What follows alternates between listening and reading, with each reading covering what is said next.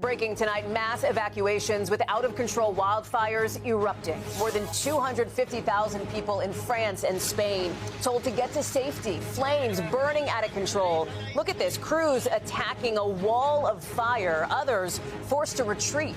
The Madrid skyline shrouded in smoke and ash. And the final stage of the Tour de France now shortened. Also breaking right now, at least one person reportedly killed in Germany as a car plows into a crowd at a pride parade.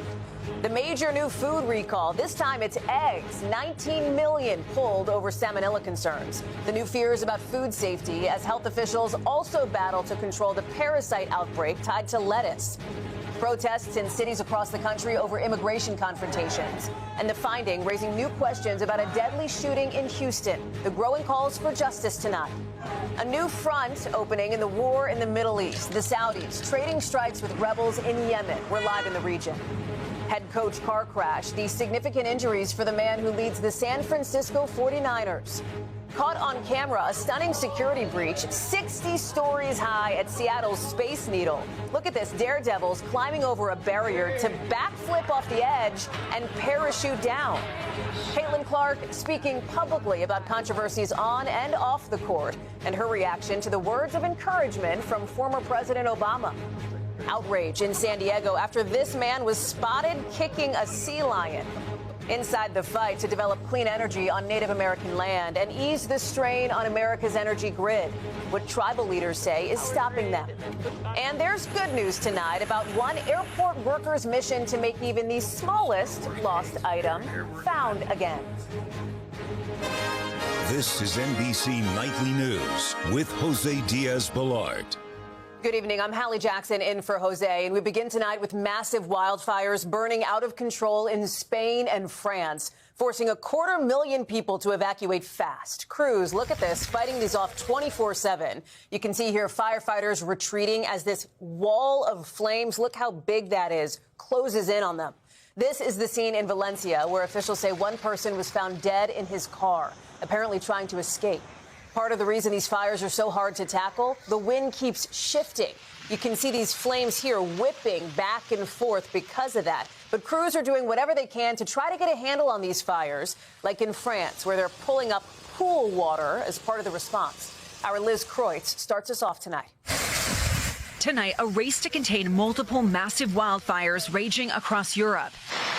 In Spain and France, 250,000 people now forced to flee the flames as firefighters battle the infernos on the ground and in the air using military aircraft. Fires now turning deadly. Today, Spanish authorities say an elderly man died in his car after a new brush fire ignited near Valencia. Outside Madrid, this roof camera video shows how quickly the flames encroached and then engulfed this home as two wildfires combined into one. Videos show fire crews desperately rescuing a dog. And here, dousing a calf in water as firefighters pull water from swimming pools to save homes. Meanwhile, similar scenes unfolding in France, where French authorities have now been forced to change the final stage of the famed Tour de France race amid the ongoing disaster. Outside the southwest city of Bordeaux, this is the apocalyptic view from a local beach as the fires tear through homes and neighborhoods. Sky News' Sadia Chowdhury reports from the area. Not long after the fire swept through this neighborhood, the ground is still smoldering and it is still hot to touch. The air is really ashy and it's quite difficult to breathe. These relentless blazes fueled by record heat and drought across much of Europe. Tonight, this is the smoky skyline in Spain's capital, Madrid. And in France, the prime minister tonight saying the fires have reached a scale the country has never seen before. Liz is joining us now. And Liz, it is not just Europe suffocating from that extreme heat. Here at home, a new heat dome is affecting a lot of us, too. Yeah, Hallie, that's right. 97 million people from here in California to across the country in Florida are under heat alerts right now. Some cities like Denver and Minneapolis are 10 or more degrees above normal, and many of those heat alerts are expected to last at least through Tuesday. Hallie. Liz Kreutz, thank you. We are following breaking news overseas right now, where police say multiple people have been hit in Berlin after a car drove into crowds at a pride parade there in Germany. At least one person has been killed, according to the AP, and the parade is now canceled. You can see some people leaving here, more police arriving on scene here. Investigators are looking for whoever was behind the attack. To yet another food safety concern tonight with the major recall of millions of eggs because of possible salmonella contamination. It comes as some health officials already have their hands full with the growing parasite outbreak believed to be tied to lettuce. Dr. Akshay Sayal has the latest. Tonight, another foodborne outbreak. Nearly 20 million eggs recalled for potential salmonella contamination. The FDA urging people to check their refrigerators for any affected eggs and throw them out, saying almost 100 people are sick in 17 states, dozens hospitalized with no deaths reported so far. Midwest Poultry Services recalling the eggs, sold under several brand names, including at Kroger grocery stores. Those eggs produced and distributed from farms in Texas, which is reporting the most cases. Salmonella can cause diarrhea, fever, and vomiting, similar to symptoms of cyclosporiasis. Much of the country still grappling with that outbreak, with nearly 12,000 confirmed or suspected cases nationwide. No single confirmed source. What's unique about this is the fact that, right now our public health agencies, both at the federal and state and local levels, are probably stretched extremely thin. Barbara Kowalczyk is a professor of food safety at George Washington University. She's worried that recent funding cuts to public health agencies could impact future outbreaks. Do you see these as isolated incidents or of a larger problem to come? I think these are not isolated incidents. Any outbreak is a symptom of a broken system. Still, experts say there are steps you should be doing to protect yourself from all foodborne illnesses, like carefully washing your fruits and vegetables and keeping up with the latest recalls. Dr. Akshay Sayal, NBC News. Protesters in more than a dozen cities demonstrating today against immigration crackdowns and recent killings by ICE officers. Priscilla Thompson reports. ICE out of everywhere! ICE out of everywhere! Tonight, anti-ICE demonstrations across more than a dozen cities after 2 deadly traffic stops by officers this month. What do we want? Justice! When? In Maine, 26-year-old Johann Sebastian Duran Guerrero was killed, his limp body pulled from behind the wheel with his wife and 3-year-old daughter nearby. And in Houston, 52-year-old Lorenzo Salgado Araujo was killed while driving this van. DHS has said he attempted to run over an officer, something others inside the van deny. Neither Guerrero nor Araujo were the target of ICE's operations, officials say. Here in Houston, demonstrators are in the streets chanting ICE out of Houston and demanding accountability. I think the most immediate thing is that investigation needs to happen. We want to have the investigation to be transparent. We want to be able to get all the information available. Tonight, Araujo's son vowing to keep fighting. I will make it my life's mission to bring justice to him, but not just to him, but to everyone that has been wronged and is living in the shadows. Priscilla is joining us now live from Houston. And Priscilla, we're also learning more tonight about that incident there where you are. That's right, Hallie. The FBI had said they found a substance in the van that was believed to be drugs, but Araujo's family had said that it was a homemade electrolyte mix. Now the district attorney here says that it has tested negative for drugs, as tonight the community is gathering inside the church behind me as they prepare to march to the scene of the shooting to remember Araujo. Hallie? Priscilla Thompson, thank you. For the first time in 2 weeks, no new strikes against Iran overnight. But that pause comes as a possible new front is opening up in the war. Richard Engel is in Jerusalem.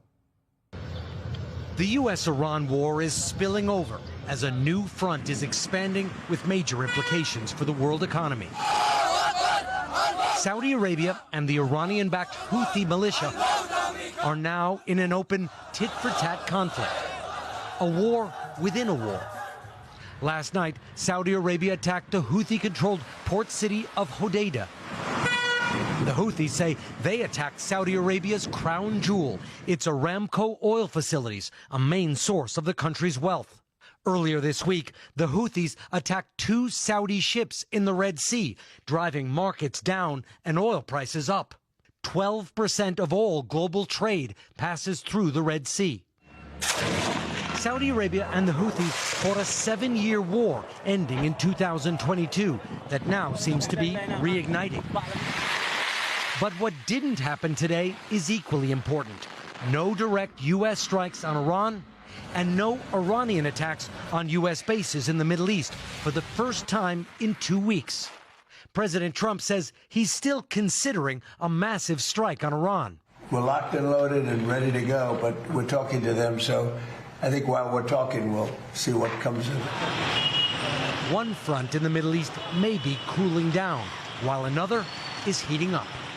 The pause in direct attacks between the U.S. and Iran could open the door for renewed diplomacy. Arab mediators tell NBC News they are pushing hard for negotiations to resume. Hallie? Richard Engel, thank you. To one of the most closely watched midterm races in the country now, after an embattled Democrat ended his campaign in scandal. Tonight, a new pick to replace Graham Plattner in Maine. Our Julie Sirkin has that story. And Julie, it's going to be a real sprint to Election Day in a race that could flip the balance of power in the Senate eventually. Hallie, that's right. And there are over 100 days until the midterms, and Democrats need to win this seat in Maine if they want to take back the Senate in November. Delegates chose former state Senator Troy Jackson today, replacing the controversial Democrat Graham Plattner, who dropped out amid sexual assault allegations he denies. Now, Hallie, this is a race both parties are watching closely. Republican Senator Susan Collins has held the seat for nearly 3 decades. Hallie? And as we look ahead to the midterms, Julie, a new court ruling on voting in November amounts to a loss tonight for the Trump administration, right? It does, Hallie. The court ruling the Trump administration can't force states to restrict vote by mail after nearly half of them sued to stop an elections-related executive order signed this spring. Today's order, Hallie, means President Trump will unlikely be able to make changes he wants to make to the voting process before the midterms. Hallie? Julie Sirkin in Washington, thank you. New questions tonight over a security breach at a popular tourist site with 2 daredevils spotted climbing over the edge of the Space Needle in Seattle and backflipping off, with an active investigation happening now. A daredevil stunt posted online by one observer 500 feet above Seattle at the tip of the Space Needle. The crowd at the popular tourist spot shocked as 2 base jumpers scale a glass barrier, parachutes strapped to their backs. Seconds later, backflipping right off the edge. Video from the ground showing the moment one of them made their way down, parachute deployed. It's still not clear whether both base jumpers landed safely or where they are now. But the Space Needle tells our Seattle affiliate they're working closely with the Seattle Police Department, reviewing security footage and assisting with the active investigation, with questions over how this security breach could have happened at one of the most popular tourist destinations on the West Coast. The latest stunt. Oh, my God. Coming just weeks after this played out on top of New York's Empire State Building. A man and woman dressed all in black scaling to the top of the spire. 2 geniuses climbed to the top of the Empire State Building. Unfurling a banner about peace and love. You can't be up here. Before being taken into custody by police. That couple now charged with serious crimes, including reckless endangerment and burglary. Seemingly little deterrent for this pair on the other coast as police work to find them. This stunt, by the way, happening on a busy weekend in Seattle with thousands of visitors in town for a parade and a big food festival. Also tonight, we are learning the head coach of the San Francisco 49ers is recovering from a serious car crash, according to the team. Our colleagues at NBC Sports report that Kyle Shanahan has a concussion and a broken nose and needed dozens of stitches in his face. He's expected to have a limited role for now as training camp begins. Still ahead for us tonight, what WNBA star Caitlin Clark's saying now about the controversial spotlight she's in. Back now with a disturbing act of animal cruelty caught on camera, and it is tough to watch here. A man kicking a sea lion multiple times, triggering outrage in San Diego, as you might imagine, with people there demanding he face charges. Federal officials are now investigating. Also tonight, a basketball superstar speaking publicly now about the controversies she's faced on and off the court. Here's Valerie Castro.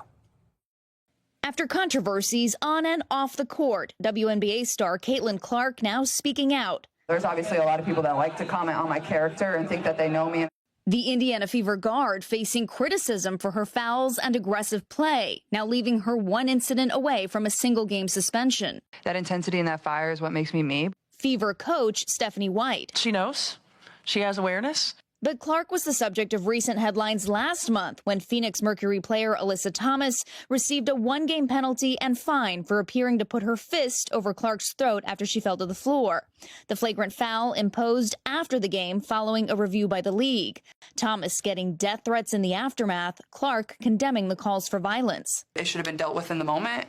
And after a recent USA Today opinion piece described Clark's behavior on the court when fouls aren't called on her opponents as histrionics and a sign of her flopping, Clark fighting back. I think there's just like a false characterization of who I am. And hearing these encouraging words from a famous fan during the WNBA All-Star Weekend practice in Chicago. Caitlin, how are you? Really nice to meet you. You're great. You're fantastic. Thank you. Former President Barack Obama telling Clark to ignore the noise. Don't let all this nonsense get you down. It was cool to hear that from him. And honestly, it's probably a good reminder for all of us of treating people with respect, treating people with grace. Valerie Castro, NBC News. We are back in a moment with the battle to develop clean energy and help lower costs on tribal lands. Back tonight with new reporting as energy costs rise on how some indigenous communities hoping to develop renewable resources on their tribal lands say the federal government's throwing roadblocks in their way. Julie Sirkin explains. Power, land, and water. We have an abundance of all three.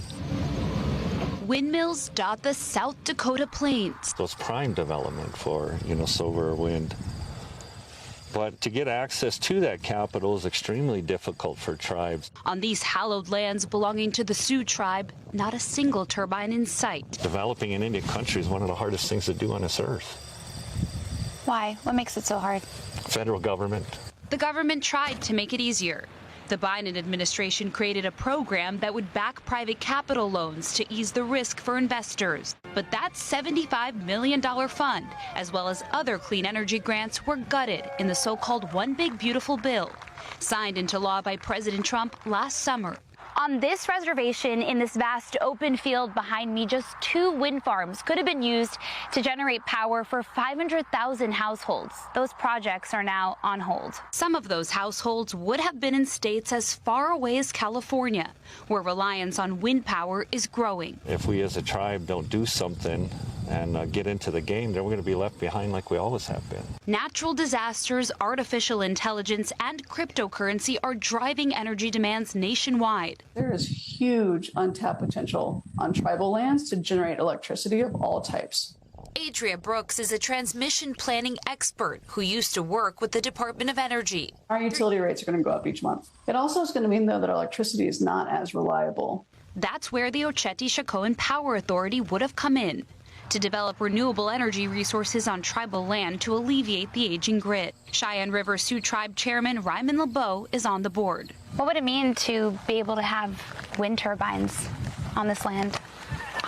It would mean energy sovereignty for our people. We would use the land to put up the wind energy towers and power our homes, our communities, our hospitals, our clinics. Helping tribes unlock revenue streams they critically need. But some tribal members say they should be consulted about any projects on their land. We want to do these new things, but the federal government at every turn, passes all these things that are a direct hindrance to Native American people within the United States. The Department of the Interior, the agency that oversees government relations with Native Americans, did not respond to our requests for comment.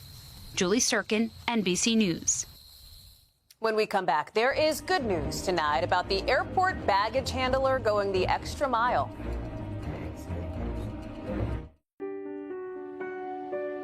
There is good news tonight about going above and beyond to make a big impact with the smallest of gestures. They come in all shapes and sizes, but most passengers don't think twice about their luggage tag, at least until it disappears. It seems like a shame just to throw them away. That's American Airlines Phoenix Fleet Service worker Randy Crow. His days filled with racing around the ramp to get bags onto their next flights. And for nearly a decade, he and his team have been on the lookout for lost tags, reuniting them with their owners. This is a souvenir for them for the trip they took, and it probably has some sentimental value to them. Randy and his tag team find about 40 a week, cleaning them up before writing a note and adding a zip tie, sending them back to their owners. He's sent thousands on his own dime, even though American has offered to help. I just think it's the right thing to do. They've gone back to all 50 states, every Canadian province, even Central and South America. Japan, South Korea, New Zealand, Australia, tons to England. Passenger Nancy Gannon, so touched to get her tag back, she wrote a letter to the airline. It was an intentional act of kindness that I just think the world needs more of. It's those personal stories that keep Randy going, returning this one to Kerry Legault, celebrating a milestone. This gentleman went above and beyond for a stranger, and while it might seem like something simple as a bag tag, it was important and had value to me. Others marking joy after life's hardest moments. They went on a trip to Hawaii to celebrate their son beating leukemia. You almost cry when you read stuff like that. A big impact from even the smallest acts of kindness.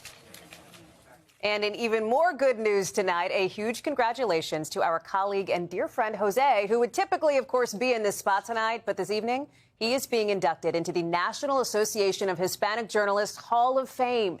And it is so well deserved. Jose has been breaking barriers his entire career, including as the only person to anchor nightly newscasts in both English and Spanish with our partners at Telemundo. Jose Diaz-Balart, officially a Hall of Famer tonight. We love you, friend. We are just so happy for you. Jose will be back next week, and I'll see you right here tomorrow. For all of us at NBC, thanks for watching, and have a great night. Our series, The Cost of Denial, where we investigate the challenges people face with insurance. We bring clarity to the complicated issues shaping your world. For the viewers at home, if they find themselves in that situation, what should they do? NBC Nightly News with Tom Yilmaz, reporting for America. We thank you for watching, and remember, stay updated on breaking news and top stories on the NBC News app or watch live on our YouTube channel.